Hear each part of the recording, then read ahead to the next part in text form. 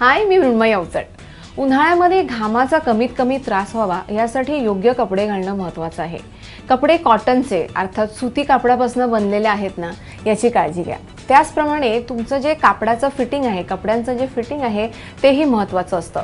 घट्ट कपड्यामध्ये घामाचा जास्त त्रास होऊ शकतो, पण ते खूप ढगळही नसावेत, कारण ढगळ कपड्यामध्ये वावर करतानाही तुम्हाला त्रास होईल. फिटिंग हे मध्यम असावं, ज्याच्यामध्ये कमीत कमी उन्हाचा आणि घामाचा आपल्याला त्रास होतो. त्याचप्रमाणे लाईट कलर किंवा पातळ कापड वापरून जी आपण आउटफिट्स बनवतो, जे आपण कुर्ते बनवतो, ह्याच्यामध्ये लाइनिंग जे तुम्ही वापरता हे नक्की सुती आहे ना याची खात्री करा. कॉटन लाइनिंगचा कम्फर्ट असतो, पण जर पॉलिस्टर किंवा सिंथेटिक बेस कापड असेल तर त्या लाइनिंगमुळे घामाचा खूप त्रास होऊ शकतो. तुमच्या उन्हाळ्यासाठी कॉटन कपड्याला मध्यम फिटिंग हे तुमच्या उन्हाळी वॉर्डरोबसाठी आणि तुमच्या कम्फर्टसाठी हे मस्ट हवं आहे.